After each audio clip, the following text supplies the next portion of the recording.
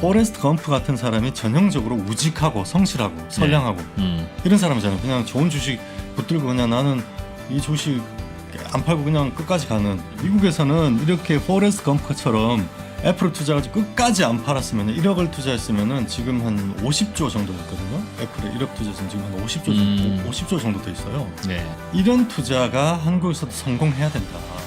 그렇게 장기 관점에서 투자를 하려면은 그게 ESG라는 이제 관점인데 네. 이사회 독립성이 확보되어 있었어야 돼요. 이사회가 정말 전체 주주를 위해서 복무하고 있고 언젠가 정말 장기적으로 이제는 주주에게 환원해야 되는 시점이 왔을 때 환원을 한다는 신뢰가 있어야 돼요. 거기에 대한 신뢰가 없다는 거죠.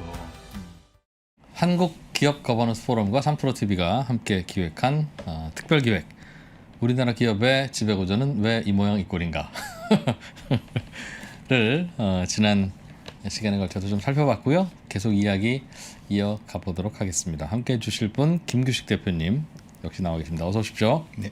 네. 참 이 이야기가 조금만 좀 쉽거나 했으면 벌써 해결됐을 텐데 좀 어렵긴 해요, 그죠?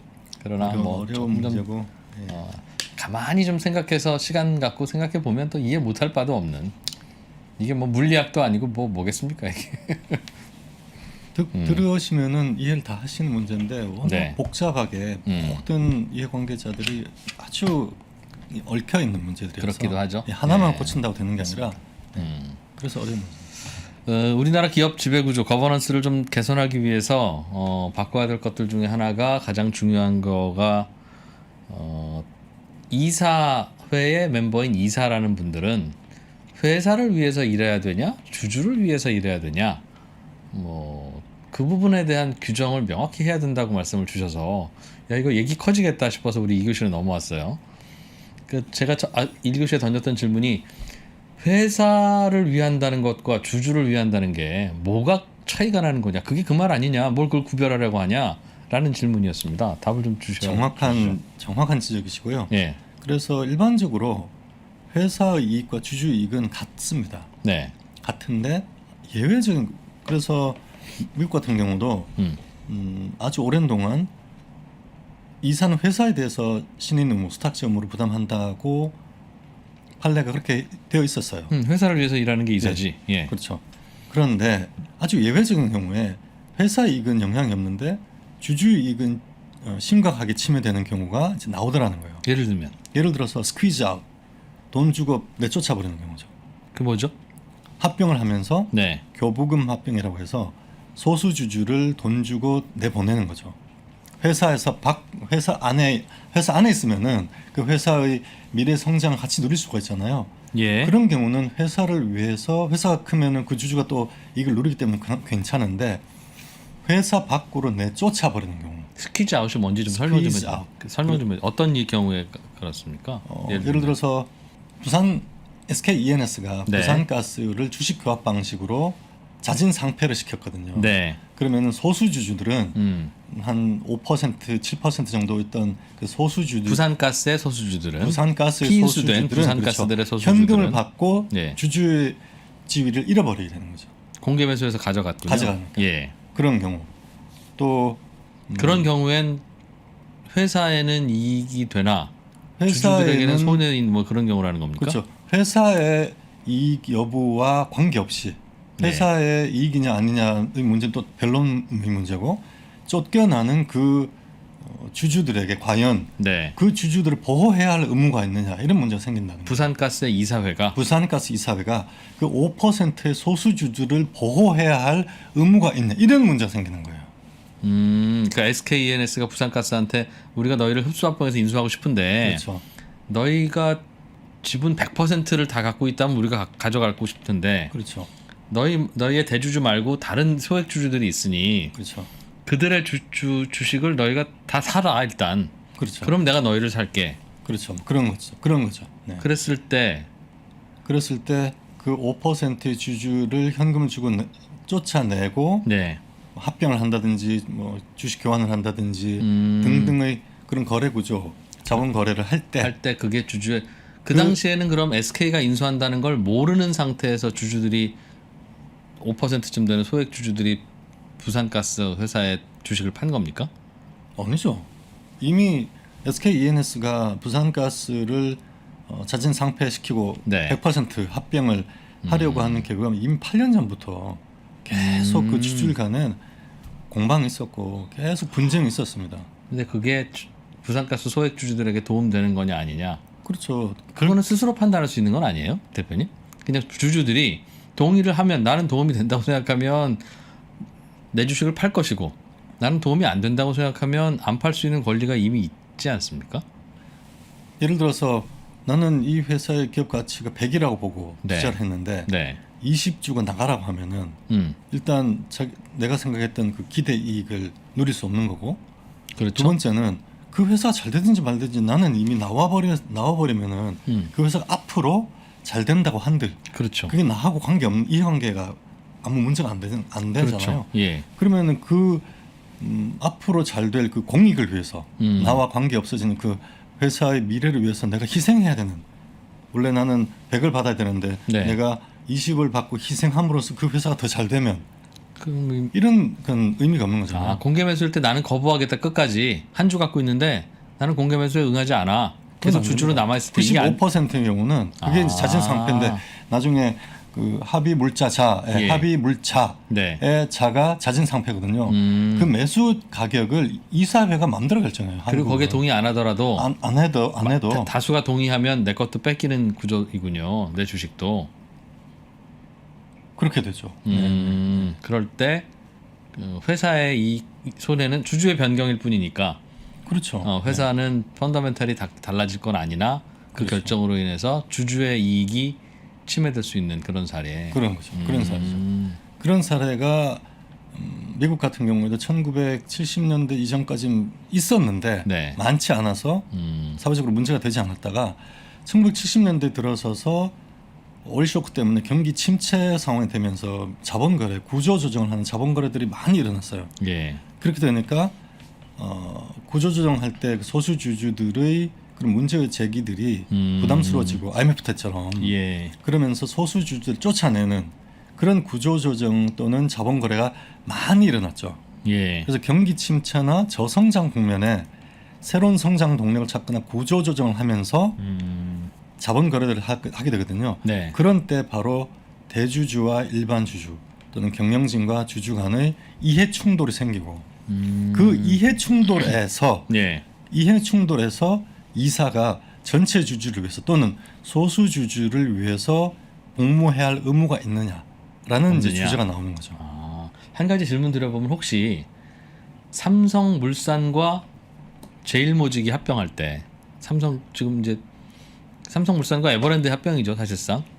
그럴 때 삼성물산이 좀 저평가된 상태에서 합병 비율이 결정됐다고 논란이 있었잖아요. 네. 그때 삼성물산의 이사회는 찬성했으니까 이제 제일모직 둘 다 찬성했으니까 에버랜드 합병이 됐을 텐데 그 당시에 삼성물산의 이사회 입장에서 보면 합병을 하냐 마냐는 판단할 문제다.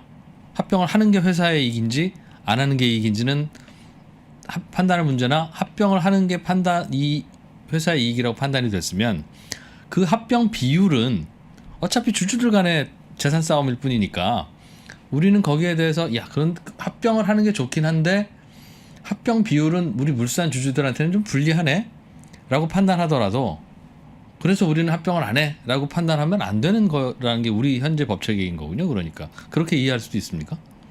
합병 비율이 불공정할 때 불공정한데 그럼에도 불구하고 합병을 하는 건 좋다. 그런 합병 비율은 좀 불공정하다고 이사가 그게 바로 판단하더라도 이해 충돌이라는 거죠. 그렇죠. 그렇죠. 대주주 또는 어떤 주주들에게는 이익이 되고 어떤 주주들에게는 손해가 되는 거래가 될 수 있다는 거예요. 그 삼성물산 주주 전체는 다 손해고 그렇죠. 사실은 제일모직, 에버랜드 대주주들은 이익인데 그러나 삼성물산 이사회인 우리는 그거는 어차피 주주들의 이익 손해의 문제고 회사 삼성물산 법인 자체는 제일모직이랑 합병하는 게 좋다고 판단하면 그거는 합병 비율은 우리가 고민할 건 아니다. 라는 게 현재 법의 체계에 따라서는 이사의 의무로 부여된 거예요. 그게 삼성물산과 제일모직의 합병 사건에서 소송에 걸렸을 때 네. 삼성물산의 이사회의 주장이었죠.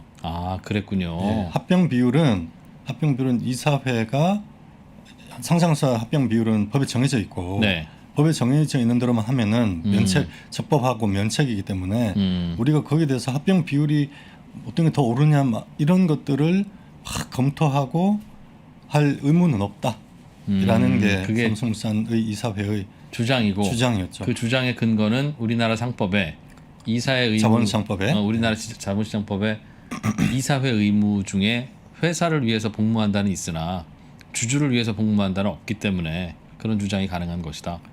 그렇죠.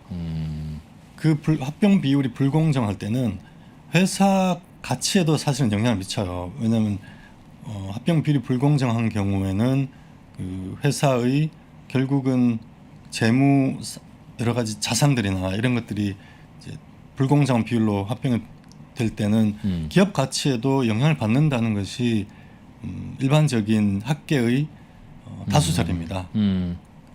이제 합병 비율이 단순히 주주 간의 문제는 아니고 기업 가치도 영향을 미치는데 그걸 접어두고 주주 가치는 확실히 영향을 미친단 말이에요. 물론 그렇죠. 그렇죠. 예.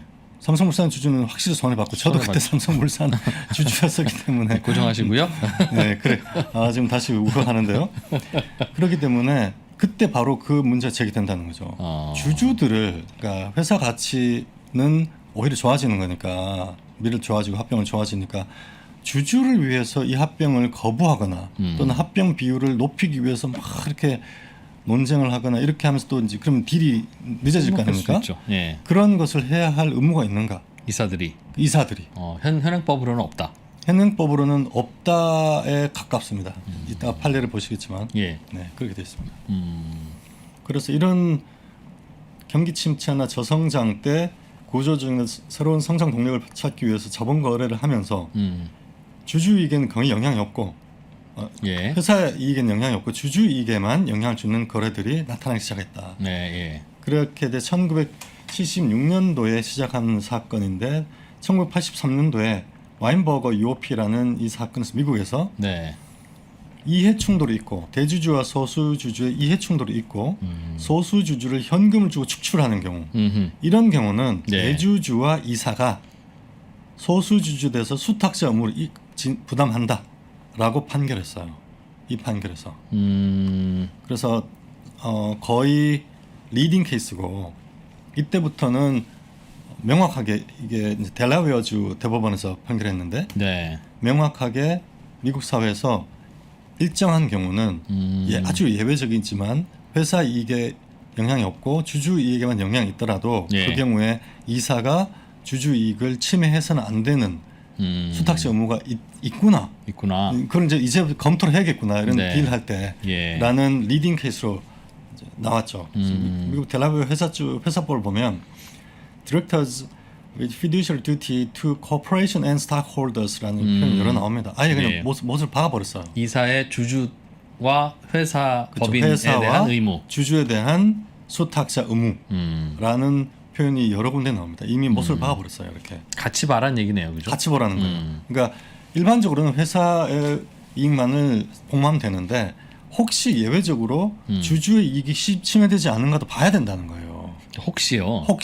혹시 주주의 이익에는 도움이 되나 회사의 이익에는 오히려 마이너스가 된다거나 안 됩니다. 회사의 이익에는 플러스가 되나 주주의 이익에는 마이너스 되는 케이스도 있습니까? 지금 저 사례는 회사의 이익은 뉴트럴 그러나 주주가 플러스 마이너스 이거에도 그런 거라면 주주도 챙겨라는 게 말이 되는데 이거 막 이렇게 되면 둘 중에 하나만 챙겨야 되는데 이런 상황이 오는 경우도 혹시 없습니까? 주주 전체의 이익에 주주 전체는 이익이 되는데 회사에는 나쁜 이런 경우는 상정하기가 어렵고요. 네. 주주 일부에게는 좋은데 회사에서 나빠지는 이런 경우는 많이 있죠. 회사는 나빠지는. 네, 대주주를 위해서 대주주를 위해서 몰아주는 게 다 그런 거죠. 한다든지 많이 있는 거죠. 그러나 주주 전체에게 똑같이 영향을 미치는 손익은 회사에 그대로 영향을 미친다.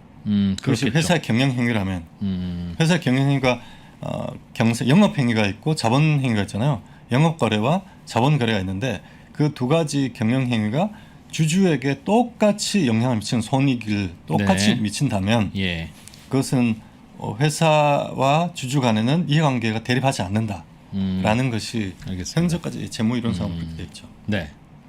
그래서 이제 그 뒤로는 미국의 이사회가 철저한 스크리닝, 컴플라이언스 스크리닝을 합니다.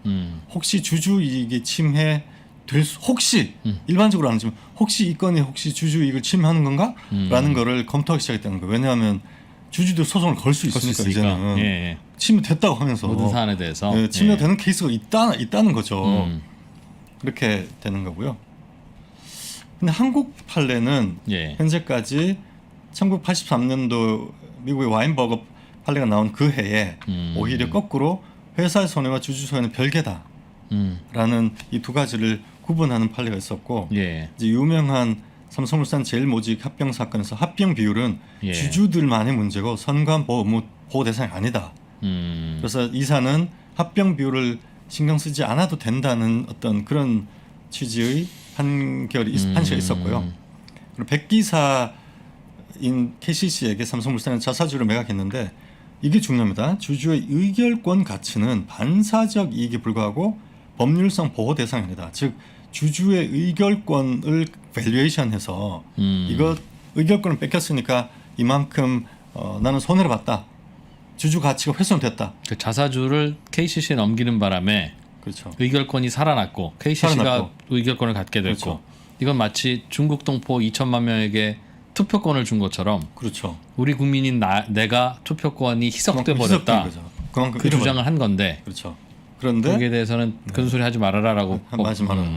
근데 과연 이게 백기사에게 일부 자사주를 매각하면서 일부 희석이 된 정도니까 이렇게 표현했지 만약에 이게 아니라 LG 에너솔루션처럼 LG 화학에 있다가 물적 분할해서 통째로 떼버리면은 예. LG 화학의 주주는 그 배터리 사업 부문에 대해서는 의결권을 상실하게 되거든요. 자기 회사 있어야 주주총회에서 뭘 네, 예. 얘기를 할 거 아니에요. 근데 통째로 떼버리면은 의결권을 상실하게 되거든요. 이 경우에도 그로 말미암아 훼손되는 주주 가치로 의결권 가치를 인정하지 않을 것인가? 이거는 좀 다퉈봐야 할 것 같다. 야. 그럼 말이 안 되거든요.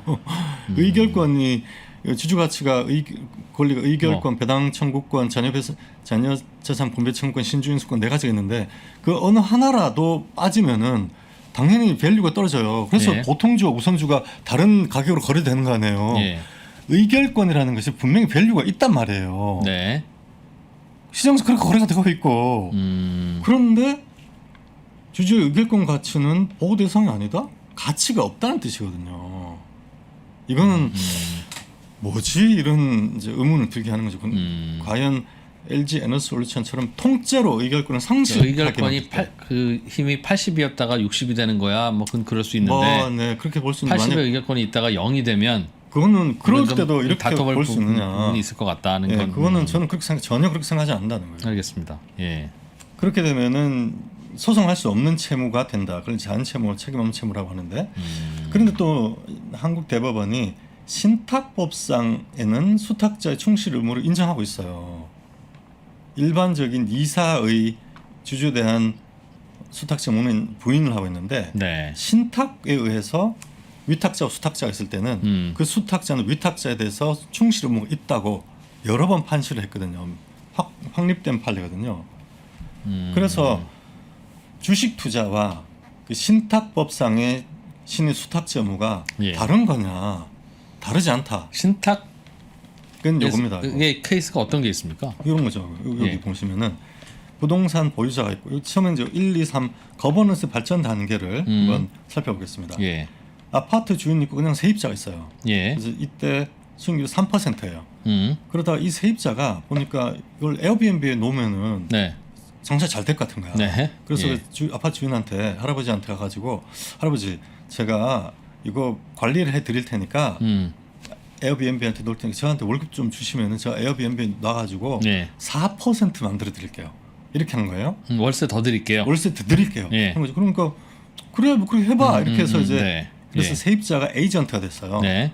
그게 요겁니다. 임대인이 있고 주택 임대 관리 회사가 에이전트예요. 네. 여전히 주택의 소유권은 임대인이 명의를 갖고 있죠. 예. 그래서 이걸 이제 에어비앤비에 나와서 그걸 월세를 주는 거죠. 거다 이거죠. 예. 세 번째는 에이전트가 보니까 너무 번거로운 거야 이게.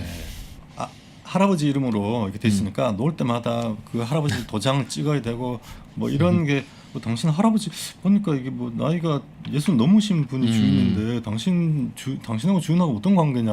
에어비앤비 손님마다 자꾸 묻고. 자꾸 묻고. 그래서 아니 내가 에이전트다 대리인 뭐 위임장이라도 가져오셔야지 뭐 제가 당신을 뭘 믿고 뭐 이런 소리 하는 저는 너무 귀찮은 거야. 예. 할아버지한테 가가지고 할아버지 그러지 마시고 저희 회사에 명의를 넘기시고 또는 에이전트 이름으로 명의를 넘기시면은 제가 5% 드릴게요 하는 거예요. 명의를 넘기시라고. 명의를 넘기라는 건 팔라는 말은 아니고 그러니까 신탁이라는 걸 하세요. 신탁인 맡기는 거예요. 어떤 사업 목적을 위해서 그 범위 안에서 그 자산을 관리 운용할 권한을 위임하고 명의를 넘겨주는 거예요. 소유권의 명의를 넘겨주는 거예요. 그 두 가지가 있어요. 예. 그러니까 신탁이라 할 때는 자산의 소유권을 넘긴다, 이전한다. 예. 그러나 일정한 목적 범위 안에 권한을 제한하고 그 범위 안에서만 운용하게 만드는. 아니면 다시 뺏어온다. 뺏어온다. 이게 신탁 계약을 해지하면 다시 이제 넘어가는 거죠. 예. 이렇게 되는 게 요거거든요. 부동산 보유자가 있고 소유권이 넘어갑니다. 요게 신탁 계약이에요. 예. 그래서 부동산 신탁회사 한국토지신탁 같은 신탁회사로 소유권이 넘어가고 이 신탁회사가 이 아파트를 이제 월세를 놔서 돈을 벌면은 월세를 주는 거예요. 보통 우리가 재건축 같은 거 할 때도 재건축 조합이 모여서 이렇게 하면 자꾸 막 분란도 있고 그러니까 아예 그냥 신탁회사한테 우리 아파트의 소유권을 다 넘길게. 똑같아요. 네. 네가 알아서 재건축 좀 다 해라. 그거예요. 그 얘기예요. 같은 거죠. 그 경우에 부동산 신탁회사 즉 자산을 넘겨받은 수탁자는 원래 부동산 소유자인 위탁자에 대해서 수탁자 의무를 부담한다라는 예. 것이 확립된 대법원 판례예요. 그건 당연히 수탁이라는 게 그런 개념이니까요. 그렇죠. 자, 그럼 그 다음에 보자는 거예요. 리츠. 네 번째는 에이전트가 더 한 발 더 나가가지고 할아버지 제가 이거 해보니까 대박 날 것 같은데 그냥 따로 회사를 하나 차리시죠. 이런 임대 사업을 하는 회사를 하나 차리시죠. 그래서 제대로 한번 사업해 보시죠. 제가 6% 드릴게요. 이렇게 되는 거예요. 6% 정도 수익률을 드릴 수 있을 것 같다. 예. 이건 여기쯤 되면은 확정 수익은 아니고 리츠부터는 기대 수익이죠. 예. 6% 정도 드릴 수 있을 것 같은데 회사를 하나 차릴 때 할아버지 회사 100%라면 신탁과 다를 게 없는데 없으니까 세입자 에이전트도 30% 갖고 지분을 갖고 할아버지는 70% 갖고 이렇게 해서 리츠를 만들어서 그 에이전트가 CEO가 되는 거예요. 요게 리츠고 주식 회사거든요. 네. 이게 그 위에 있는 신탁하고 뭐가 다르는 거예요. 뭐가? 이거는 이 경우에는 부동산의 투자회사 주식회사이기 때문에 이사가 있거든요. 그래서 그 에이전트가 이사 겸 CEO가 됐을 거고 그러면 이 경우에 이 CEO 겸 이사는 할아버지한테 수탁자 의무를 부담하지 않는가?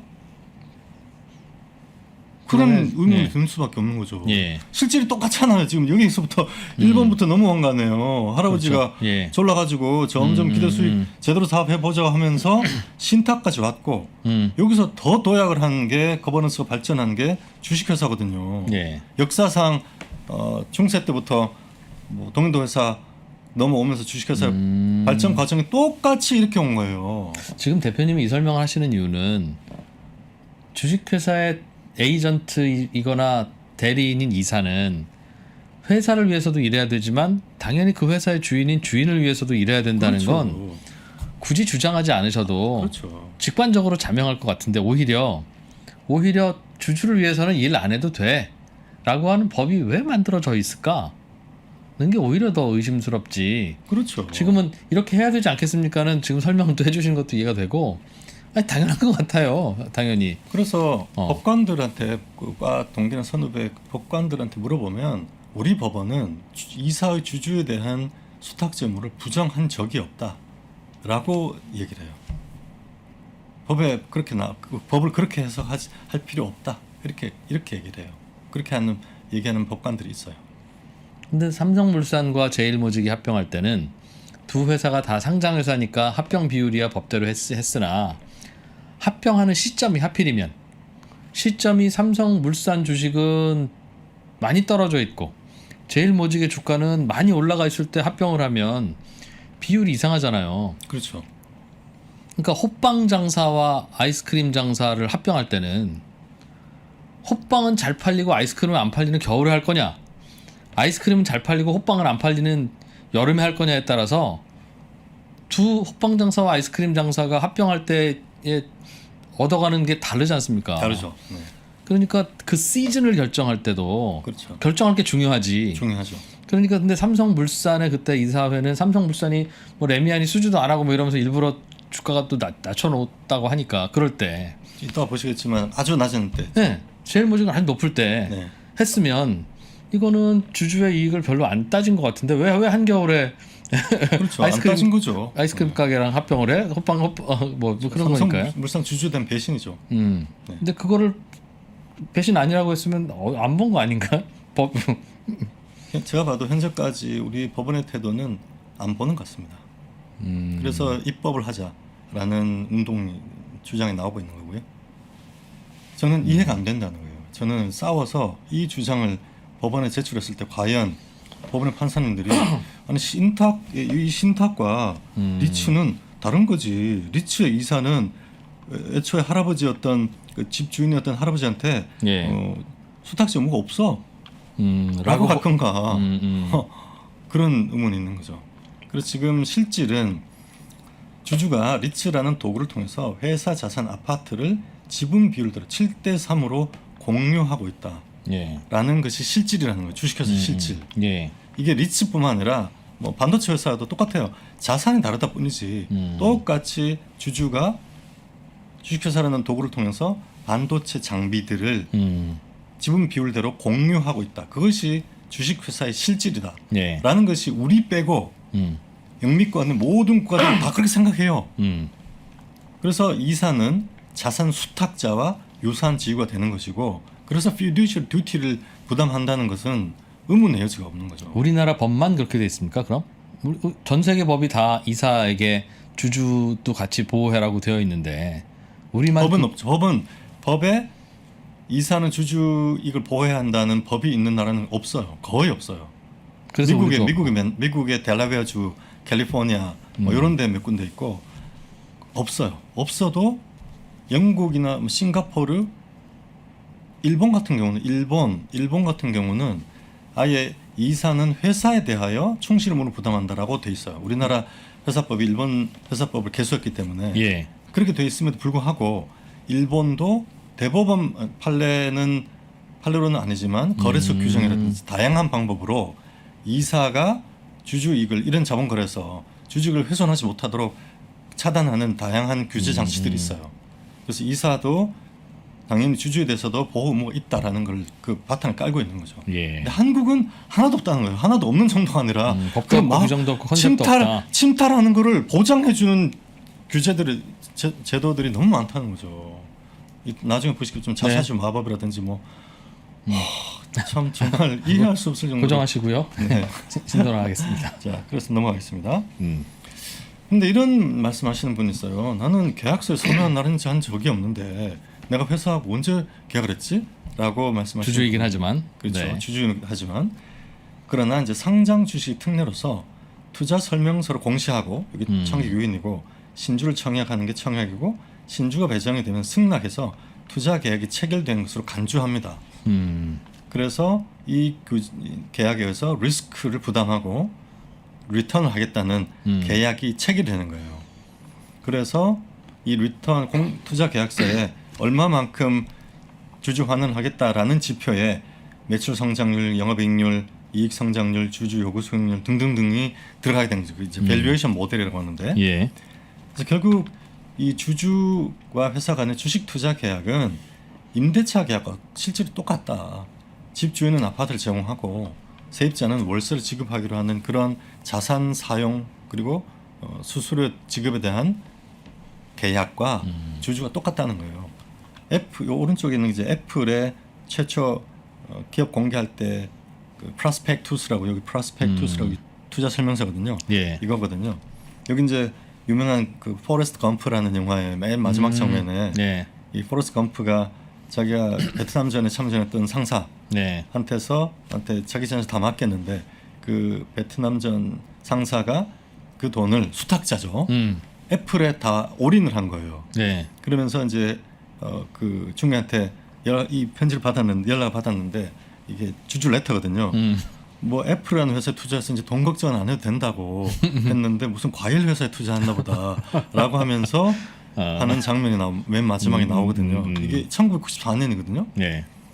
1994년에 투자를 했다면 이제 베트남 전쟁에 하고 했으면은 뭐 1900년쯤에 1990년쯤에 투자했다고 보면 포레스트 검프 같은 사람이 전형적으로 우직하고 성실하고 선량하고 이런 사람이잖아요. 그냥 좋은 주식 붙들고 그냥 나는 이 주식 안 팔고 그냥 끝까지 가는 이런 투자를 한 사람. 이제 미국에서는 이렇게 포레스트 검프처럼 애플을 투자가지고 끝까지 안 팔았으면 이 할아버지 뭐 이제 80 되셨겠죠.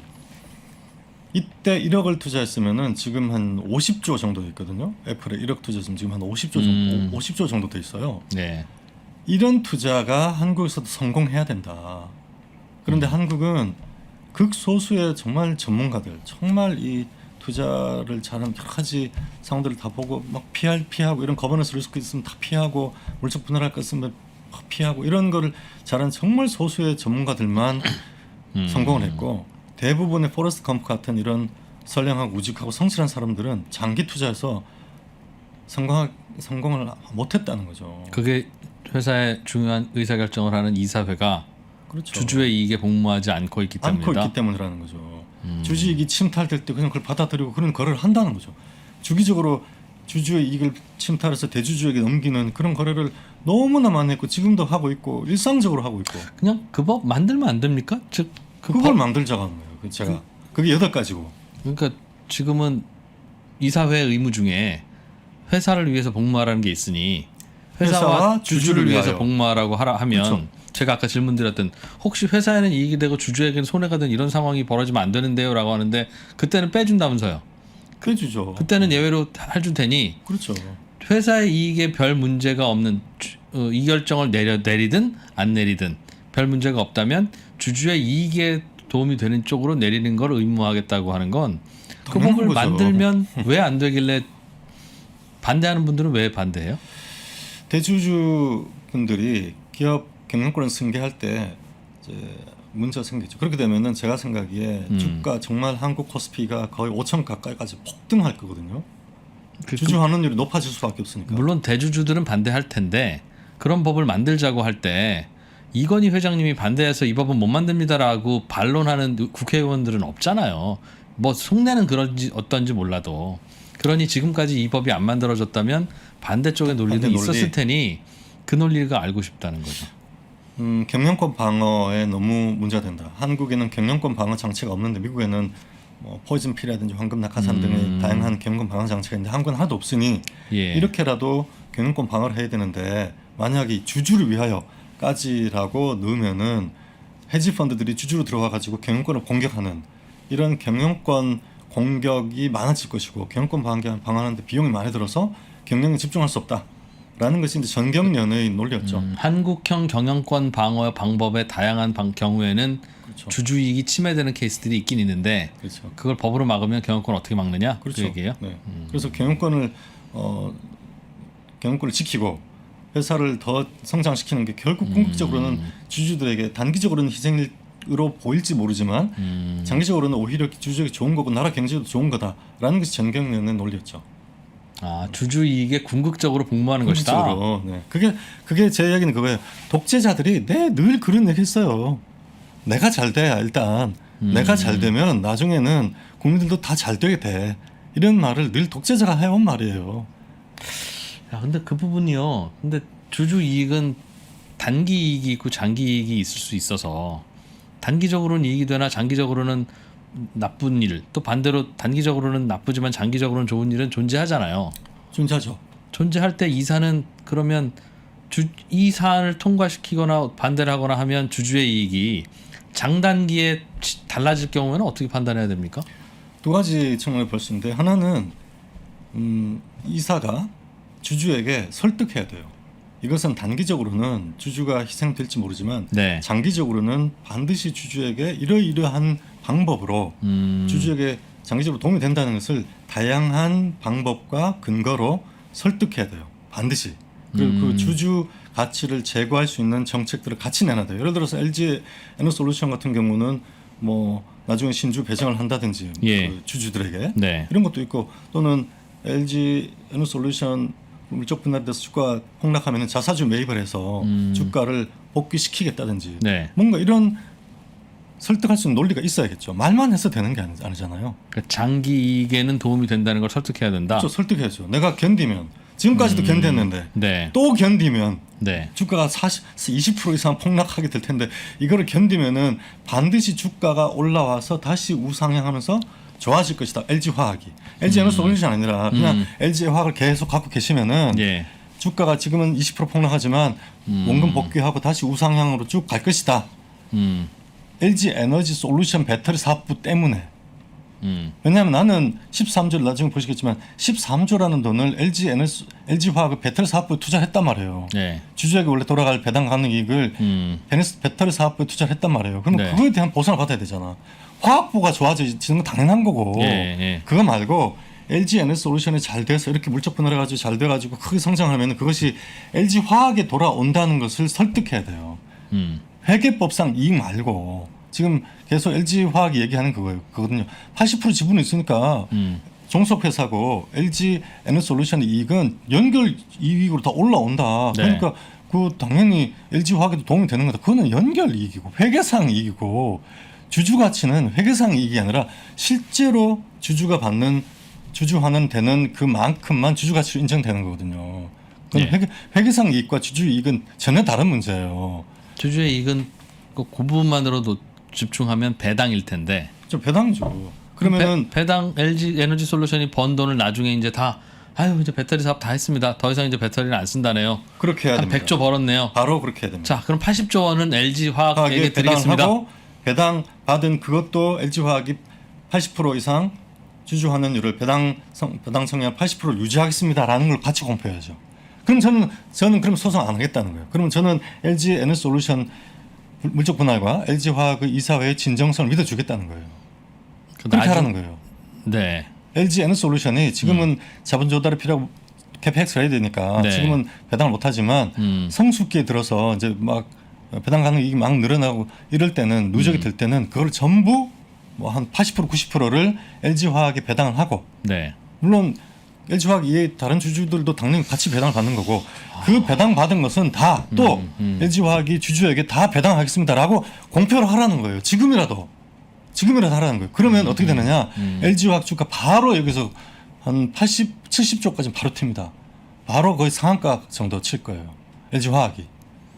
그걸 못 믿기 때문에 시장이 그걸 못 믿기 때문에 LG에너솔루션이 벌어둔 돈이 LG화학으로 넘어오지 않을 거라고 생각하기 때문에 LG화학의 밸류로 인정을 못하는 거예요. LG에너솔루션을. 그렇게 하면은 인정할 수 있죠.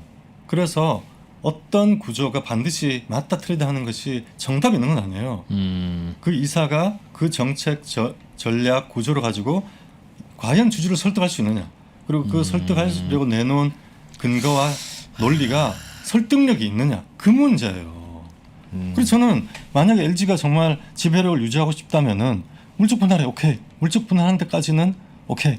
그러면서 하면서 이거 상장할 건데 네. 상장을 하면 이런 구조로 자본 조달에 유리하고 기업 가치 좋고 네. LG화학의 주주는 이 의결권을 상실하지만 의결권이 뭐가 중요합니까? 결국 배당 청구권 중요하니 그렇죠. LG에너솔루션이 돈을 정말 나중에 많이 벌게 되면은 80% 이상 다 배당하고 네. LG화학도 그 돈은 100% 배당해드리겠습니다. LG 화학의 화학의 주주에게. 예.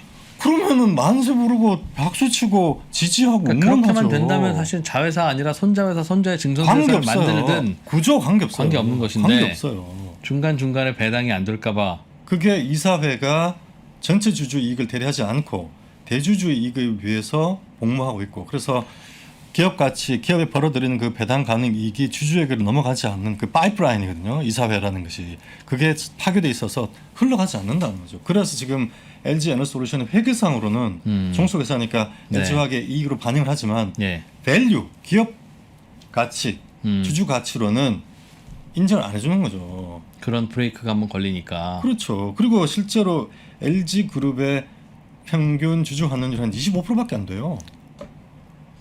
그러면 말을 해야 될 거 아니에요. 25%줄 거 아니야. LG 에너솔루션 지금은 성장을 해서 뭐 원래 못 주는 거지. 나중에 저도 25% 주겠네. 이렇게 되는 거잖아요. 그러면은 LG 에너솔루션 밸류에 25%밖에 못 받는다고요. LG화학이.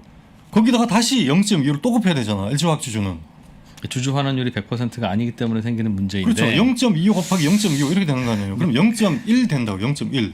그 부분에 대해서는 현실적으로 그렇죠. 그래서 이제 화나기도 하고 하는데 기본적으로 상장 회사 뭐 주식 회사의 주주가 된다는 건 당장 배당을 못 받을 뿐이지 그 돈이 어디로 새지는 않으니 주주로서 계속 존재하기만 한다면 그 회사가 영속하는 한 그 회사에 결국은 재투자 되든 어떻게든 궁극적으로는 배당에 대한 기대가 주권 아니겠습니까? 그렇죠. 맞습니다. 그러니 지금이야 LG그룹이 25%만 배당하고 있으나 앞으로 50년 후에는 더 할 수도 있고 100년 후에는 더 할 수도 있는 거지 궁극적으로 이게 새 나가면 거기에 대해서 뭐라고 하시는 건 이해가 되나 새지 않는 돈 계속 갖고 있으면 이건 근본적으로 배당 가능성이 있는 금액인데 지금 배당 안 하니까 나쁘고 미래에 배당할 거는 나쁘다고 하면 그거는 정말 단기 주주로서의 이익만 생각하는 거 아니겠습니까 하는 반론이 있을 수 있을 것 같은데요. 두 가지 측면에서 말씀드릴게요. 첫째는 그렇게 장기 관점에서 투자를 하려면은 그게 ESG라는 이제 관점인데 네. 이사회 독립성이 확보되어 있었어야 돼요. 이사회가 정말 전체 주주를 위해서 복무하고 있고 언젠가 정말 장기적으로 이제는 주주에게 환원해야 되는 시점이 왔을 때 환원을 한다는 신뢰가 있어야 돼요. 근데 과연 LG그룹의 이사회가 주주 이익을 그렇게 진정성 있게 복무했던 역사가 있는가? 거기에 대한 신뢰가 없다는 거죠. 제가 그렇게 생각하는 게 아니라 만약에 그런 신뢰가 있다면 LG화학의 벨 주가가 여기서 이렇게 거래되지 않아요. 시장이 그렇게 생각 안 한다는 거예요 지금. 뭐 그게 첫째. 코리아 디스카운트죠. 그게 코리아 디스카운트. 첫째 그래서 이사회 독립성이 보장되어 있는가? 그러려면은 LG가 지금 32% 아닙니까? 네. 국민연금이나 2대 주주, 3대 주주가 있을 거 아니에요. 2대 주주, 3대 주주가 선임한 이사가 이사회에 들어가 있어야 돼요. 그러면은 그런 진정성을 그래도 인정해 줄 수 있어요. 근데 결사 안 넣어주잖아요. 국민연금도 넣겠다 하는데 안 넣어준단 말이에요. 주주 제한해서. 이사회 독립성이 없으면 그런 신뢰는 형성되지 않습니다. 영원히 무궁히 배당 안 해줄 것이다. 영원히 배당 안 해줄 것이다. 그걸 내가 어떻게 믿어? 지금까지도 안 해왔는데 신뢰가 없는데 지금까지도 흑역사인데 이사회 독립성을 먼저 복구해라. 그래서 2대 주주, 3대 주주가 선임하는 이사회 그럼 선임해라. 알겠습니다. 이사회 첫 번째. 두 번째 단기 이익도 중요하다. Short term profit matters. 그것조차 중요하다. 그렇죠. 시장에는 단기 자본도 있고 장기 자본도 있어요. 단기 자본도 침해하면 안 된다. 결국은 궁극적으로는 이것도 의미가 있다. 왜냐하면 은행 같은 경우도 단기 3개월짜리 대출해주는 기관도 있고 사채업자도 있고 예. 저축은행도 있고 6개월짜리 있죠. 하는데도 10년짜리 롱텀 인프라 파이낸스, 프로젝트 파이낸스에는 10년짜리 금융 상품도 있단 말이에요. 그러면 아니 다 장기 자금해야지 10년짜리 대출만 해. 앞으로는 1년 이하 이거는 다 투기꾼들이네. 왜 1년짜리를 빌려줘? 1년짜리 밑으로는 다 예금 상품 없애. 이런 것과 같다는 거예요. 단기 자본, 장기 자본은 다 자기 역할이 있다. 그런 말씀을 드리고 싶습니다. 알겠습니다. 의외로 복잡하네요. 이 주주의 이익에도 복무하라는 게 그렇죠. 단기 주주, 장기 주주도 있고 그렇죠. 주주에 따라서는 이 회사의 현금 창출 능력에 따른 그 기대가 다르다 보니 그렇죠. 야 그거 100억 번 거 있으면 일단 50억은 내놔. 니네 갖고 있어봐야 큰 돈 못 만들어 하는 주주도 있고. 네. 야 얘들은 지금은 그래도 앞으로 잘 만들 것 같은데 저 돈 배당으로 빼먹으면 우리 손해 아닌가 하는 그렇죠. 주주들도 있을 수 있어서 그렇죠. 그들 모두의 이익에 항상 복무할 수 있는 판단이라는 건 참 어려운 문제고 어려운 문제네요. 그리고 이해 조정의 문제인데 예. 저는 개인적으로 성장 지향주의자거든요. 저는 원래 배당을 많이 하는 그 기업에 잘 투자를 안 합니다. 예. 워런 버핏 회장님께서도 최고의 주주 환원은 성장이라고 그러셨어요. 성장을 하려면 재투자해야 되거든요. 예. 그래서 워런 버핏 회장님도 배당을 안 했습니다. 그 67년 동안의 벅셔 헤드웨이의 역사 동안 배당한 적이 2번밖에 없어요. 예. 자소주 매입 소각을 몇 번 하셨고 다 재투자하셨어요. 사내 유보하시고 예. 늘 현금을 한 30% 정도 전체 자산의 30% 정도 유보를 하고 계시고 상당히 많은 현금을 유보하는 기업이거든요. 벅시아 헤드웨이가. 그래서 돈이 없어서 맨날 코카콜라랑 햄버거밖에 못 먹고. 그렇죠. 그러면은 캔디나 벅시아 헤드웨이 주주들이 오렌 버핏 회장님 보고 왜 그렇게 현금을 많이 갖고 있냐고 그렇게 비난하냐고요. 전혀 안 하잖아요. 그런 신뢰가 바탕에 있어야 한다. 그러려면 이사회 독립성이 있어야 하고 그 이사회가 과거에 주주들을 위해서 정말 진심으로 노력했다는 그런 역사가 있어야 되고 또 늘 주주들에게 그런 설득을 해야 되고 또 벅시아 헤드웨이는 주주 저도 2018년도에 오마에 한번 갔었거든요. 네. 주주 상을 보면은 정말 진심 어리게 자기 했던 모든 것들을 잘못한 거 잘하는 것들을 특히 잘못한 네. 거를 뭐. 다 써서 이건 내가 잘못했다 이런 바울을 다시 반복하지 않겠다 이렇게 고백도 하시고 이런 진정성이 있어야 되거든요. 그러면 이제 믿어주죠. 그런 신뢰가 바탕에 깔려 있다면은 네. 사내 유보해도 되죠. 그리고 그 사내한 유보된 현금도 기업 주주 가치로 반영을 합니다. 네. 그렇겠죠. 시장에서. 시장에서 그것도 주주를 위해서 유보한 보유하고 거니까요. 있는 거거든요. 그것도 주주가라는 거죠. 그래서 참 저도 그런 기업들이 다 되면 좋겠는데 그렇죠. 현실적으로 그렇지 않으니 그걸 이제 법으로 규제하자는 건데 그래서 법을 진정성 있는 주주 레터를 써야 한다는 걸 법으로 만들 수도 없고. 야 이거 참 이거 어떻게 해야 되나. 그래서 그러나 그건 어떤 이슈인지는 잘 알겠습니다. 그렇습니다. 요 저 이사회 복무 의무와 관련해서 좀 더 말씀해 주실 게 있습니까? 남아 있으면 그건 좀 듣고 좀 다른 주제라면 다음 시간으로 이어가게. 이사들이 이사들이 이사회 독립성을 위해서 아니요 좀 전에는 이제 회사를 위해서 일하냐 주주를 네네. 위해서 일하냐 이걸 명문화하는 게 굉장히 중요하다. 그렇습니다. 지금 우리나라는 이게 안 돼 있어서 이사들이 주주를 위해서 일하지 않고 그렇죠. 정확히 얘기하면 일부 주주의 이익만을 위해서 다른 주주의 이익을 희생시키는데도 아무런 제재를 받지 않는 이것 때문에 가버넌스가 무너지고 있는 것이다. 그렇죠. 이 말씀하신 거잖아요. 그게 핵심 주장입니다. 그 얘기를 듣다가 제가 끼어들어서 질문하는 바람에 좀 멈췄는데 다 말씀드렸습니다. 다 말씀 주셨어요? 네. 그 뒤에 또 나오는데 다 말씀드렸습니다. 알겠습니다. 그럼 그 법은 빨리 그냥 만드는 걸로 빨리 만드는 거. 만들어 보면 약간 좀 싸울 문제는 있을 것 같은데 매번 단기 주주와 장기 주주의 이익이 충돌할 때 이사회 너희가 왜 이렇게 했어 할 것 같기는 한데 그건 이해 조정의 문제고요. 만들어 보죠 뭐 없이도 살았는데. 그러니까요. 네. 알겠습니다. 그럼 만들어 보는 걸로 네. 하고 다음 시간에 그래서 이어가겠습니다. 예. 이제 간단히 그 프로스펙투스 투자 설명서를 보면은 네. 여기 에너지 솔루션이에요. 여기 보시면은 이제 이게 투자 설명서고요.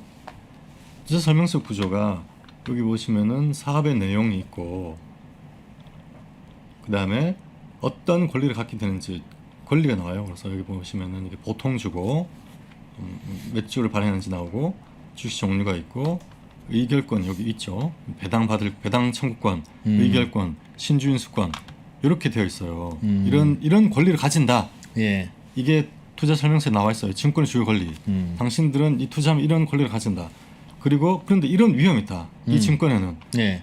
이게 이제 조약한 건데 사업 위험, 코비드 위험, 뭐 성장성 둔화 위험, 화재 위험, 경쟁 심화 위험, 배터리 내재화, 완성차 업체가 배터리 내재화하는 위험, 회사 위험, 매출 감소 위험 등등 수없이 많은 위험이 거의 한 20페이지 정도 나와요. 예. 이런 리스크가 있다.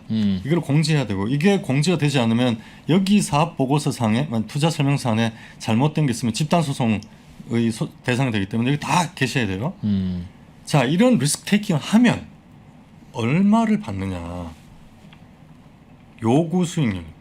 그래서 기대 수익률. 예. 어느 정도의 기대 수익률을 기대할 수 있는가? 수익률을 기대할 수 있는가라는 게 인수인의 의견라는 것에 나옵니다. 인수인이 주관사거든요. 예. 주관사가 여기에 대해서 투자자들을 대리해서 대충 밸류를 계산해 보니 밸류 계산해 보는 거예요. 그 밸류에이션이라는 것이 기대 수익률이라는 거거든요. 예. 리스크와 리턴을 비교해서 만들어 놓은 모델이기 때문에 이런 리스크가 있을 때 이런 정도 리턴이 나온다는 리스크와 리턴이 들어가야 밸류에이션이 되거든요. 그렇죠. 두 가지가. 그렇죠. 예. 여기 보시면은 그래서 EV EBITDA 거래 배수로 51배로 기업 가치를 볼 수 있겠다라고 나와 있는 거예요. 피어 그룹이라고 이제 비교 대상 그룹이 CATL하고 삼성 SDI. 네. CATL은 80배로 거래되고 있고 예. 삼성 SDI는 22배인데 CATL보다는 좀 못하더라도 삼성 SDI보다는 우리가 나으니 50배 정도로 거래되는 것이 페어하다라고 얘기를 한 거고 그래서 거기서 그게 이제 기업 가치고 거기서 순차입금을 여기 기업 가치고 순차입금 빼고 네. 그다음에 비지배 지분이라고 해서 다른 이 지배 기업 종속회사 중에서 자기가 지배하고 있지 않은 지분 빼고 이렇게 하면 네. 요것이 H가 여기 기업 주주 가치거든요. 시가총액. 예. 요게 주주 가치예요. 그게 112조가 나오는 거예요. 네. 그래서 112조 한번 찍고 내려온 거예요. 보통 일반적으로 밸류 인수 기관이 내놓은 페어 밸류까지 한번 찍고 내려옵니다. 그게 따상할 때 따라는 거네요. 그렇죠. 요거를 알고 있으면 대충 이 근처까지 올라가겠다라는 생각을 하고 그거를 밸류를 봐서 예를 들어 여기서 이제 얼마나 괴리가 있느냐. 그런데 한 반값을 줬다 이거죠, 대충. 그렇죠. 그래서 이제 반을 준 거예요, 여기 보시면은. 그래서 내용이 할인율 넣어서 할인율을 넣어가지고 한 48만 원을 넣었는데 이게 46% 정도 디스카운트 한 거다. 30만 원이 예, 예. 한 반 정도 디스카운트 한 거다 이렇게 보는 거예요. 네. EV EBITDA 50배는 아주 높은 위험 부담입니다. 이렇게 리스크 테이킹을 했단 말은 아주 높은 주주 환원을 약속한 것과 똑같은 거예요. 계약을 한 거예요.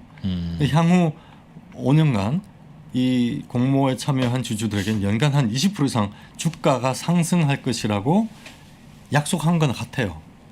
그래서 5년 뒤 주가가 한 75만 원 될 것이다 라고 약속한 것과 같다. 왜 저게 약속한 것과 같은지는 설명하려면 좀 깁니까? 아니죠. 아까 말씀드렸다시피 예. 투자 계약은 서로 간에 자본을 신탁하고 리스크 테이킹하고 네. 그게 상응하는 리스크에 상응하는 리턴을 하기로 하는 쌍무 계약이거든요. 예. 서로가 예. 그런 계약이기 때문에 대충 이건 그렇죠. 시장에서 거래되고 있는 리스크 리턴 프로파일 그런 정도 수준이다 이렇게 보시면 돼요. 저도 이거 아주 EV EBITDA가 50배인 거랑 그렇죠. 향후 5년간 연간 20% 주가 상승을 약속한 거랑 거가 대충 이런 거죠. 왜 동의하는지 모르겠어요. 평균 시장의 평균이 EV EBITDA가 보통 8배 정도 거래되거든요. 예. EV EBITDA가 8배란 말은 PER이 한 12배 정도 되는 뜻이에요. 예, 대략 그렇습니다. PER이 12배일 때 보통 1년에 10% 정도의 기대 수익률을 볼 수 있어요. 주가 상승률을 주가 상승률을 네. 배당 플러스 주가 상승 합쳐가지고 예. 10%면 배당 2% 주가 상승 8% 해서 10% 정도를 기대할 수 있어요. 그런데 EV EBITDA 50배는 PER로 따지면은 70배예요. 65배 정도 되는 거예요. 그 말은 앞으로 매우 이익이 크게 늘어야 엄청나게 성장을 하고 저게 그래야 그렇죠. 저거가 설명이 설명된다. 된다. 알겠어요. 배당은 못할 거네요. 알겠어요. 그러면 1년에 30% 이상씩 주가가 상승할 거라고 약속한 거예요. 그러니까 이익이 늘어야 된다는 약속은 한 거는 이해가 똑같은 되네요. 거죠. 이익이 늘어난다는 거죠. 이익이 늘어나고 주가도 늘어난다라는 약속을 한 거나 마찬가지다. 맞습니다. 그렇게 이제 증권을 팔았는데 그래서 그런데 문제는 2010년부터 2020년 정도에 12.4조 원을 투자했거든요. LG화학이. 네. 원래 이 12.4조가 LG화학의 주주들에게 돌아갈 배당 재원이었잖아요. 그걸 재투자했단 말이에요. 예. 그런데 주가는 그 리스크가 이게 될지 안 될지 모르니까 주가는 그냥 옆으로 계속 정체되어 있었다고요. 그 주주 환원을 못 받은 상태예요. 네. 그래서 여기 보시면은 계속 캐펙스 들어갔고 이게 2016년인데 2017년 18년도는 2조 3조의 프리캐시플로 적자가 났어요. 이 회사가 LG화학이 예. 이런 정도로 엄청나게 리스크 테이킹을 했고 LG화학의 주주들이 엄청나게 투자를 했다는 거예요. 그래서 2018년도 19년도 3조는 적자니까 이런 정도 되면은 LG화학의 다른 사업부에서는 돈을 한 1조원씩 매년 계속 벌었는데 벌었죠. 그 벌었는데도 자꾸 까먹는다는 건 그렇죠. 그러면 엄청나게 공격적으로 투자했다는 뜻이에요. 그런데 2018년도에 어떤 일이 있었냐? 테슬라 부도 위기였어요. 이때 일론 머스크가 모델 3 뭐 만들고 하는 부도 위기 막으려고 막 공장 천막 치고 여기서 먹고 자고 하면 석 달 동안 막 달려들고 했던 때였단 말이에요. LG화학 이 당시에 2조 3조씩 배터리 부문에 캐펙스를 한 거는 엄청나게 리스키하게 어그레시브하게 투자를 한 거예요. 그 리스크를 주주들이 받아준 거고. 그래서 투자금 13조 돼서 아주 높은 수준의 보상이 요구된다. 그래서 매년 작년 흑자 전했는데 한 5년간 30% 이상의 복리 수익률이 나야 된다. 그래서 5년 뒤에 그러면 이 13조가 50조가 돼야 돼요. 이 50조를 할인율 8%, 이 8%는 사실 낮은 건데 현가하면 33조가 돼요. 그래서 즉 LG화학 주주들은 13조를 투자해서 최소 33조 원 정도의 리턴을 받을 권리가 있고 있단 말이에요. 네. 그래서 결국 그럼 화학 부문, 기타 부문 40조 그리고 전지 부문 33조 여기 현가에서. 네. 그럼 현재 LG화학의 주가 시가총액 73조가 돼 있어야 돼요. 그런데 지금 LG 에너지 물적 분할 동상장하고 난 뒤에 시가총액 48조예요. 다 했는데 네. 25조가 날아갔잖아요. 25조가 어디 갔냐는 거죠. 이 중에 매크로 리스크 때문에 한 10조 정도는 날아갔다고 보고 제가 보기에 15조는 LG화학 주주들이 이익이 침탈됐어요. 저 물적 분할로 상장이라는 결정을 내림으로써 인해서 그렇죠. 인해서 주주 가치가 15조가 침탈됐다. 그 주주 대표 소송하면 15조를 그 찬성한 LG화학 주주 이사들에게 연대 책임으로 손해배상 책임을 물을 수 있다는 거예요. 추궁할 수 있다는 거예요. 이론적으로는 저렇게 물적 분할을 해도 회사 가치는 사라지는 게 아니라 손자 회사가 돈 벌었으면 어떠냐, 계속 이익이 배당돼서 올라오기만 하면 뭐 세금을 이중으로 삼중으로 떼지 않으면 그거는 주주들한테 돌아오는 돈이니 뭐 손자 회사를 세우든 증손 회사를 세우든 why not 이런 상태라면 관계가 없으나 그렇죠. 중간중간에 올라오면서 너희들은 분명히 배당을 안 할 거기 때문에 거기에 따른 디스카운트를 시장에서 줄 수밖에 없고 준다. 그렇죠. 그것 때문에 날아갔다는 거죠. 날아갔고 그래서 시장이 그렇게 밸류에이션 했고 저는 계속 말씀드리지만 시장은 냉정하고 시장 바보가 아니에요. 디스카운트 하는데 디스카운트 되는 거 하나도 없어요. 지수사 디스카운트? 지수사 디스카운트 아니에요. 지수사가 아니기 때문에 그냥 아닌 그대로 밸류에이션해서 그대로 거래하고 있는 뿐이지 지주사 디스카운트 아니고 지주사인데 왜 디스카운트 되냐 이게 아니고 지주사가 아닌 거죠. 그래서 디스카운트가 없는 거고 코리아 디스카운트 이사회가 독립되어 있지 않아서 자꾸 주주 환원 안 하니 딱 넘어오는 것만큼만 인정하겠다는 거거든요. 예. 그리고 디스카운트 없어요. 이거 똑같다. 시장은 48조를 거래할 때는 그만큼 가치가 훼손되었다고 보는 거예요. 그러면 도대체 어디로 갔냐 25조 누가 가져갔냐 이런 문제가 이제 나오는 거고 이것은 LG화학이 주주화했던 그 투자 계약을 정면으로 위반한 거다. 계약이 어떤 내용을 위반했다고 주주 환원, 하십니까?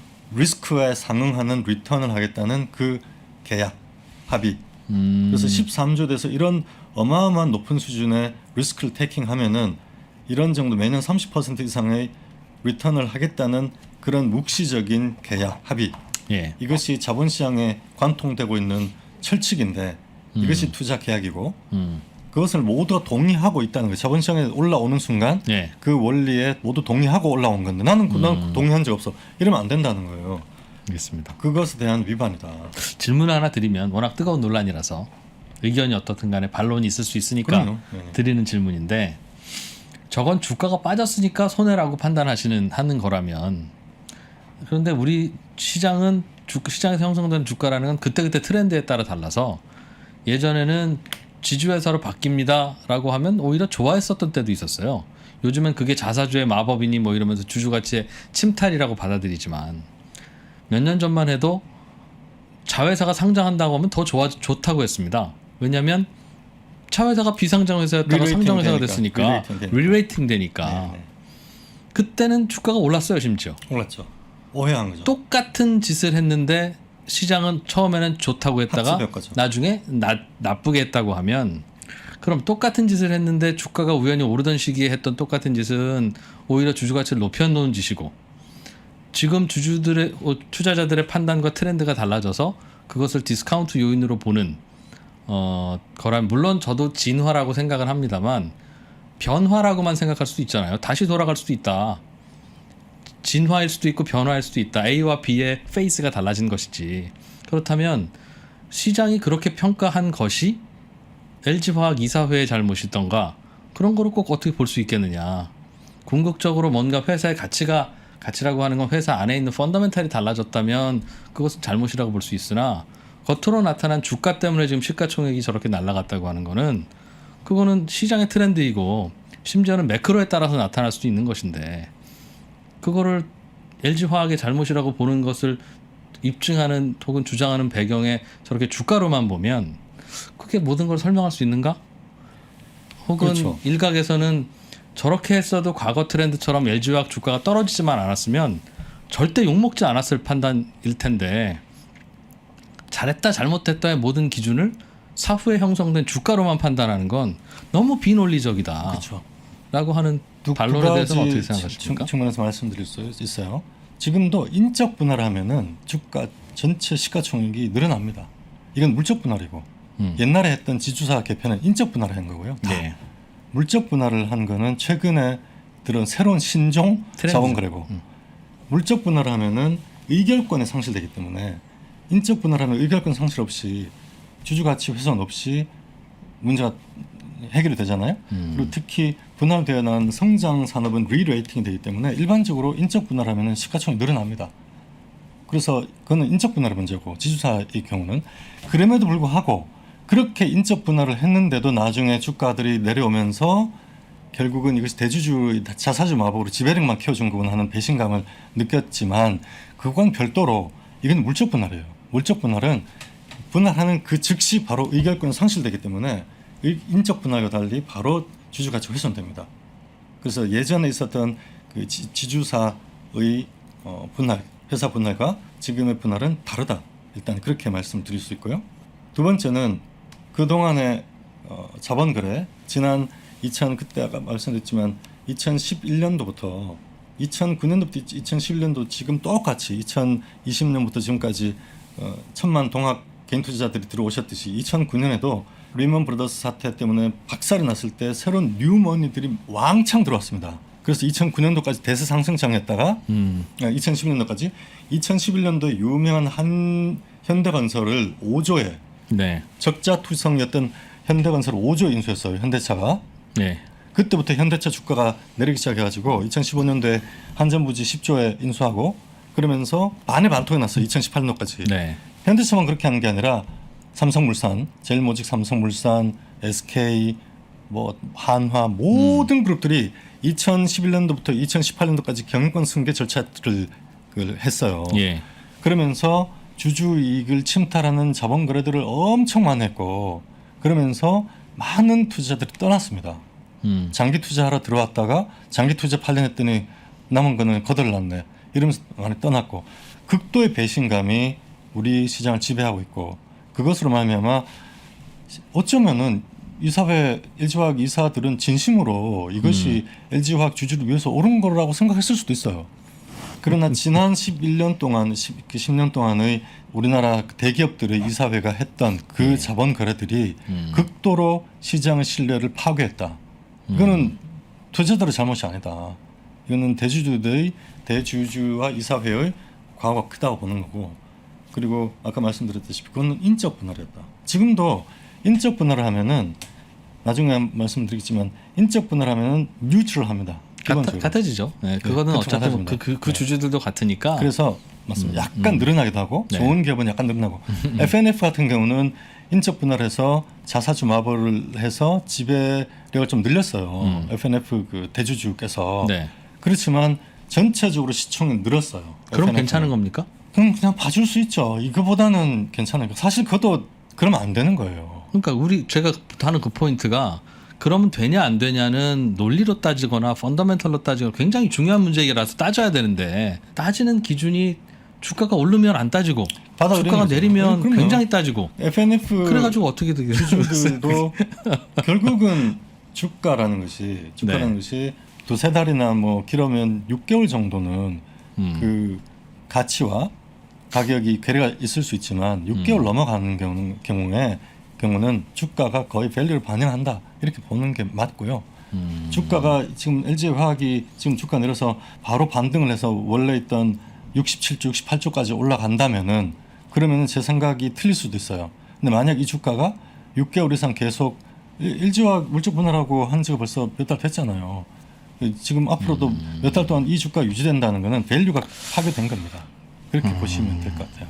그래요. 사실 밸류라는 걸 측정할 방법이 쉽지는 않죠. 그렇죠. 그래서 결국은 그거는 손해배상의 문제거든요. 네. 손해배상 액수. 네. 지금 LG화학의 주주들 의결권은 상실했기 때문에 위법하고 그걸로 말미암아 권리가 침탈됐어요. 그러면 손해백 액수가 얼마냐, 손해 액수가 얼마냐는 것이 예. 그게 이제 문제거든요. 그래서 보통 주주들은 주가가 내린 것만큼의 주주 가치가 파괴된 것으로 그렇게 보고 10조가 내렸으니까 시총이 줄어들었으니까 10조만큼 손해가 났다 이렇게 알겠습니다. 주장하는 거고 그러면 이제 회사에서는 그거는 주가의 문제고 뭐 그렇지 않다라고 이제 또 반론이 나올 수 있겠죠. 그런 문제들은 남아 있습니다. LG화학 이야기로 넘어가서 이야기 나눈 김에 한 가지만 더 좀 질문을 드리죠. 논란거리라서 이것도 좀 질문을 드리는 겁니다. 물적 분할이라고 하고 그거를 재상장시키는 걸 그대로 놔두면 사실은 안 될 것 같습니다. 그거는 그 어떤 회사라도 예를 들면 돈 필요하면 물적 분할하고 또 상장하고 돈 필요하면 물적 분할하고 또 상장하면 지금 LG 에너지 솔루션도 배터리 사업부를 또 물적 분할할 수 있잖아요. 경운기 사업 하나 붙여놓고 배터리 사업 또 분할하고 그 손자 회사도 무슨 라면 포장 회사 하나 붙여놓고 배터리 사업 또 분할하면 계속 이런 짓을 할 수 있으니까 이거는 안 될 것 같은데 당연히 그럼 막아야 될 것 같은데 그러면 법을 어떻게 바꿔야 되냐. 물적 분할 자체를 하지 말라라고 하면 대기업의 각종 뭐 스피노프나 이런 것들이 다 안 된다는 뜻이 되니까 그렇게는 할 수 그렇게는 없죠. 안 되죠. 네, 할 수 없죠. 그리고 물적 분할해서 상장하는 걸 막으려고 하면 아마도 이제 지금이야 이렇게 했지만 앞으로 많은 회사들은 애초부터 신사업을 할 때는 내부 사업부라 신사업을 안 하고 외부의 자금 조달이 필요할 것 같은 신사업은 무조건 다 그냥 자회사부터 만들고 나서 그리고 나서 똑같은 짓을 하겠죠. 증자를 해서 투자를 하고 계속 증자를 하고 만들어 놓고 이거를 또 상장 12조를 증자를 하겠죠. 12조를 증자를 하겠죠. 이제 네. 지금까지는 내부에서 그냥 내부 유보금을 썼습니다만 네. 뭐 그 돈이 그 돈이니까요. 그렇게 할 겁니다. 분할을 못하게 하면. 그렇다고 그럼 분할은 되는데 상장을 못하게 하면 상장한 회사 밑에 있는 자회사는 죽어도 평생 동안 상장 못한다는 뜻이니까 아예 사업 자체에서 인력이 안 몰려올 겁니다. 지금이야 어떻게 월급 받아가지고 집을 어떻게 사요? 스톡옵션이라고도 하고 해서 해야 되니까 스타트업으로 자꾸 이제 여기저기 인재들이 가는 걸 텐데 대기업이 아니더라도 상장한 회사가 지분을 투자한 스타트업은 또 상장할 수는 없다. 이렇게 되면 그것도 막 수 있는 방법은 아닌 것 같고 그러니 물적 분할이라는 게 굉장히 문제인 거는 맞는데 이걸 앞으로 어떤 규정을 만들어야 이걸 막을 수 있는 거냐 부작용 없이 이 문제는 어떻게 풀어야 될까요? 규제가 영미와 유럽 또는 일본, 한국이 약간씩 다르죠. 두 가지 방법이 있는 거죠. 공정거래위가 기업 관점에서 기업의 경쟁력이나 기업 가치의 관점에서 대기업 내부의 내부 거래를 규제하는 이런 방법으로 이제 문제를 삼을 수도 있고 하나는 미국식처럼 그냥 다 하게 해주고 미국은 네. 물적 분할을 하지 말아라 하라 또는 자회사를 상장하라 말아라 이런 규정이 아무것도 없으니까 그냥 주주가 알아서 보고 침해된 것 같으면 소송해서 그냥 자체적으로 해결해라 이런 두 가지 큰 규제 체제가 있을 것 같아요. 장단점은 다 있을 것 같고 우리는 기본적으로 공정거래위가 그런 이해관계자들의 주주와 소비자와 기업 내부 임직원 대주주 간의 이런 관계들을 규제를 해왔기 때문에 지금 이제 손자 회사까지만 허용하고 있는 것도 다 네. 그런 이유잖아요. 예. 그래서 아마 그 문제가 사회적인 문제를 일으키고 주주 가치를 계속 훼손한다는 여론이 비등하고 그러면은 공정거래위가 어떤 식으로든지 개입을 할 수밖에 없을 것 같고요. 물적 분할을 물적 분할 자체에 대해서도 자체도 자체에 그러면 대해서. 그 말은 물적 분할을 막으면 스피노프나 그렇죠. 기업- 인적 분할해라 이런 식으로 뭐 일정한 이러이러한 일정한 경우는 물적 분할을 못하고 인적 분할만 해라라든지 알겠습니다. 또는 네. 상장의 문제도 마찬가지로 다 결국 이해관계 조절의 문제고 그것을 어떻게 규제하느냐는 크게 두 가지 축이 있는데 다 장단점이 있기 때문에 공정거래위도 이 문제를 깊이 있게 좀 들여다봐야 된다. 저는 그런 생각이 들고요. 그렇지만 저는 이제 변호사의 입장에서 네. 시장의 자율적인 주주권리 구제 수단은 반드시 만들어야 된다. 그래서 기울어진 운동장 지금은 완전히 기울어져 있는데 어느 정도까지는 균형을 찾아야지 합의를 하고 이해가 조정이 되는 거잖아요. 그러면서 갈등이 이제 해소가 되고 다음 국면으로 또 넘어갈 수 있고 발전할 수 있고. 그러면 이번에 LG 에너지 솔루션 같은 경우에 변호사로서는 어떤 그 구제 방법이 있을 걸로 보십니까? 예를 들면 법을 주주 대표 소송을 하는 거죠. 할 때의 논리는 뭔가요? 그러니까 LG화학에서는 아니 자회사를 만들 수 없는 것도 아니고 자회사로 만들어서 자회사에서 얻은 이익이 지분법 평가이익이든 배당을 통해서도 언제든지 올라올 수 있어서 시장이 착각하는 거지 주주 가치가 잘못된 건 없습니다. 라고 주장을 할 텐데 거기에 대해서는 뭔가 반론이 있어야 소송이 붙을 수 있어요. 반론이 있죠. 두 가지인데 LG화학 주주 입장에서 주주 대표 선언할 때 두 가지가 있어요. 분할하는 순간 네. LG화학의 주주가 의결권을 상실했기 때문에 주주 가치가 훼손되었다. 그런데 LG화학의 이사는 LG화학의 주주들의 주주 권리를 보호해야 할 수탁자 의무가 있기 때문에 네. 그 의무를 위반했다. 이게 첫 번째. 물적 분할 자체가 문제니까. LG화학의 주주의 주주 가치 훼손. 물적 분할 자체가. 왜냐하면 의결권을 상실했으니까. 물적 분할은 반드시 그렇게 되죠.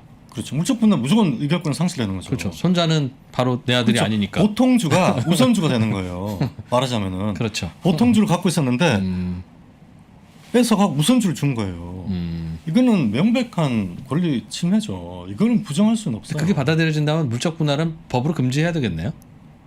항상 손해일 테니까. 그렇죠. 그래서 네. 만약에 물적 분할을 한다면은 그 주주 권리를 그거를 커버하는 그런 의결권을 상실하는 것을 커버하는 뭔가 보완 장치가 반드시 있어야 돼요. 또는 매수 청구 반대 주주의 매수 청구권. 내가 의결권 상실하는 것을 받아들이면서까지 나는 뭔가 좋은 게 있어 이렇게 물었을 때 회사 더 좋아지고 네. 돈 많이 벌면은 그거 다 돌려드릴게요. 네. 아까 말씀드렸다시피 그렇게 주주 환원을 공약을 걸든지 아니면 그렇죠 정 싫으시면은 제가 이 가격 사드릴게요. 반대 매수 청구권 두 가지가 있어야 되는데 둘 다 없다는 거예요. 지금. 알겠습니다. 네. 그렇게 해서 물적 분할이 하나가 잘못이고. 그렇죠. 그거는 LG화학 주주가 그 물적 분할 한 순간 의결권 상실, 보통적 우선주가 됨으로 말미암아 침해되는 권리가 있기 때문에 의결권이 상실되기 때문에 주주 대표 소송할 수 있고 그래서 LG화학 이사는 LG화학 주주에게 수탁자 의무를 위반했다. 네. 이게 첫 번째. 두 번째, 동시 상장하면은 LG화학 자체의 네. 기업 가치가 침해됩니다. 왜냐하면 이사회가 독립되어 있어야 되기 때문에. 그러니까 지금 LG화학이 LG에너솔루션에 지금 100% 모회사였잖아요. 네. 지배회사였잖아요. 예. 그런 때는 나중에 나오겠습니다만 그냥 바로 말씀드릴게요.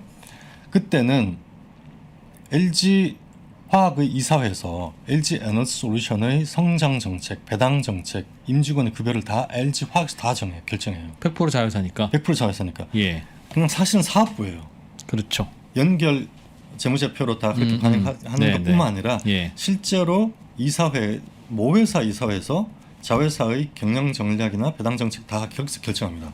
그게 지배력이라는 거고. 실질적으로 그렇다는 거죠. 실질적으로 그래 지배를 갖고. 그게 그렇게 나쁜 거는 아닙니까? 아니죠. 당연한 거라는 당연한 거죠. 예, 예. 100% 사회사니까. 예, 예. 그런데 그거를 상장을 하잖아요. 네. 그러면 상장 유지 조건이 이사회의 독립성이거든요. 네. 그것은 모회사로부터의 독립 하나, 대주주로부터의 독립, 그리고 경영진으로부터의 독립 세 가지가 있어요. 예. 이사회 독립성이. 예. 그렇기 때문에 모회사가 80%를 갖고 있어도 상장하는 순간 그 지배력으로부터 벗어납니다. 예. 그거를 인정하고 받아들여야 돼요. 상장하는 거죠. 상장하는 그렇죠. 거예요. 예. 그 순간 LG화학이 LG에너지솔루션을 갖고 있던 지배력과 의결권이 상실돼요. 그 의결권이 아니라 지배력이 약화돼요. 상장회사는 독립적이어야 하니까. 그래, 독립해야 되니까.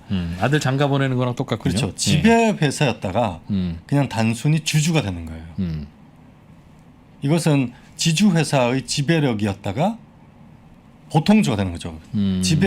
지주 회사 지배력은 보통주보다 더 강한 거거든요. 예, 자기 예. 마음대로 하는 예, 거니까. 예. 그런데 그 지배력에서 지배주, 말하자면 지배주에서 보통주로 강등되는 거나 똑같아요. 이것도 마치 의결권 밸류가 훼손되는 건 똑같아요. 그래서 LG화학의 기업 가치 자체가 훼손된다. 그럼 그동안 우리가 어떤 회사에 상장 회사가 어떤 회사에 투자해 놨는데 그래서 비상장이었는데 이 회사가 굉장히 더 잘 돼서 상장을 한다. 카카오페이, 카카오뱅크 다 똑같은 문자였습니다. 그거는 그럼 카카오에는 악재였는데 그렇죠. 말씀하신 대로 보면 그렇죠. 리레이팅이 아니라 자회사 리레이팅이 아니라 그렇죠. 그럼 자회사 리레이팅이라고 주장했던 그 수많은 애널리스트들은 착각했거나 속였다는 뜻입니까? 카카오를 믿은 거죠. 그래서 카카오가 언제 무너졌습니까? 카카오페이가 스톡 옵션 바로 행사하고 장에서 매도한 그때부터 카카오 주가가 급격히 무너졌어요. 카카오도 똑같네. 이렇게 그거는 나중 문제고 그때 카카오가 더 좋으니까 목표 주가 올려라고 하는 거에 논리는 자회사가 상장했기 그렇죠. 때문에 아까 자회사의 말씀드렸듯이 가치가 높아져서 네. 상장을 해서 자본 조달하고 그 회사 더 잘 되고 나중에 돈 많이 벌어서 그 배당 가능 이익을 카카오에 다 올려주고 네. 그리고 카카오는 그 돈을 주주에게 다 돌려주고 이렇게 주주환원이 다 되면은 그 구조가 문제가 없어요. 오히려 리레이팅이다. 오히려 리레이팅이죠. 그럼 더 좋은 거죠. 정답이 없듯이. 그래서 그렇게 믿은 거예요, 카카오를. 야. 그런데 카카오도 알겠습니다. 똑같네? 라고 하는 그 신뢰가 깨지는 순간 디스카운트가 되기 시작하는 거죠. 그래서 카카오가 이번에 그 CEO를 굉장히 주관적인 판단이군요. 그러면 그럼요. 밸류는 물적 분할로 상장이라고 하는 건 모 회사가 좋은 회사면 리레이팅이고 그렇죠. 이상한 회사였다면 악재고 그런 거죠.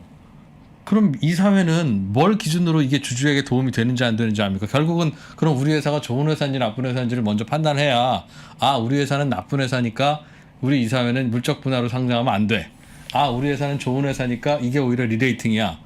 그렇게 된다는 건 이 사회가 어떻게 그거를 판단해서 그게 주주의 어려운 의무에 문제죠. 복무하죠? 그래서 어려운 문제고 그러한 경영 판단할 때는 그에 걸맞는 근거 자료들을 다 마련해야 되는 거고. 그래서 맥켄지라든지 뭐 그런 아더 드리틀이라든지 이런 컨설턴트가 그렇게 리포트를 써서 다 제출하는 거고 사실은 그냥 내가 보기에는 이게 맞는데 이걸로 안 된다는 거예요. 나중에 그게 문제가 됐을 때 야, 자신을 방어할 수 있는 그런 생각보다 근거가 복잡한 문제군요. 복잡한 문제예요. 근데 복잡한데 독재를 하고 있다는 거예요. 너무 쉽게 주주 권리가 훼손되는데 아무런 주주에 대한 설득 없이 마음대로 하고 있다는 전횡을 그렇게만 하지 않았어도 이런 정도의 문제는 그게 다 신뢰의 문제고 신뢰를 지키기 위한 모든 사람들의 공동 노력인데 그런 노력이 너무 그게 독재잖아요. 내 마음대로 내가 옳으니까 내 마음대로 한다. 사실 일론 머스크도 독재하고 있거든요. 이 사회가 무력화돼 있어요. 그럴 것 같아요. 제가 보기엔 뭐 벅셔 자기 마음대로 하는 해서웨이도 거예요. 그렇고 좋은 회사들은 다 독재주의인 것 그렇죠. 같은데. 그런데 그런 그 기업이 위대한 기업으로 잘 되고 있으면은 사실은 이사회의 독립성이나 거버넌스 문제가 부각되지 않습니다. 주주 환원이 안 될 때 이제 들여다보는 거예요. 네, 그러겠죠. 그렇죠. 이 잘못의 원인이 어디 있는가, 무능한 건가, 아니면 배신했나라는 걸 들여다보는 거예요. 그런데 LG화학의 경우는 배신의 유형에 매우 가깝다 이렇게 되는 거고 지금이라도 아까 말씀드렸다시피 LG에너솔루션이 돈 많이 벌면 그 90% 다 LG화학을 넘기고 그 돈은 100% 다 LG화학 주주에게 넘겨드리겠습니다라고 공표하면 돼요. 그냥 그걸 지키고 그게 그러니까 되면 굳이 할인할 이유가 없으니까. 할인이 아니라 너무 바로 상한가 2방 때리고 난리 나는 거죠. 근데 그렇게 안 한다니까요. 왜 안 하느냐? 저는 그 부분에서 이제 이사회가 주주 전체의 이익을 대리하고 있지 않다고 보는 거죠. 일부 주주의 이익을 대리하고 있다고 의심하는 거죠. 어떻게 보면 간단하고 또 보면 이 질문은 안 드려야 되는데 뭐 그냥 하나만 던진다면 이 사회가 그렇게 안 하는 게 일부 주주의 이익에 복무하고 싶지 않아서는 아니겠습니까? 예를 들면 상한가 2방을 치면 그거 팔고 나가려는 주주들의 이익에는 분명히 복무하는 결정이나 그러고 싶지는 않다는 판단은 아니겠습니까? 그런 문제 분명 있죠. 그리고 저도 장기 투자하는 주주들을 우대해야 된다고 봐요. 그래서 액면 분할을 반대하고 액면 분할하면은 단기 주주들이 들어와서 단타 치고 나가고 이런 게 이제 좋아지는 거. 예. 가격이 비싸면은 장기 주주들이 많이 남게 되고. 네. 그래서 저는 장기 주주를 우대해야 된다는 생각 분명히 있어요. 근데 그거를 설득해야 돼요. 그것이 이러이러한 경영 전략과 거래가 장기 주주를 우대하는 것을 설득하고 그의 근거를 제시하고 꾸준히 소통하고 여의도에 많은 애널리스트들이 계시잖아요. 그분들이 거기에 대해서 다 질문하고 했을 때 거기에 성실히 다 답변해야 되고. 전반적으로는 너무 토론이 없이 그냥 일방적으로 결정되고 나서 커뮤니케이션 없다는 게 가장 큰 문제라고 보시는군요. 그것도 독재의 한 모습이죠. 만약에 정말 진정성 있게 이 사회가 주주 전체를 위해서 복무했다면 그렇게는 못하죠. 알겠습니다. 그런 내용입니다. 예.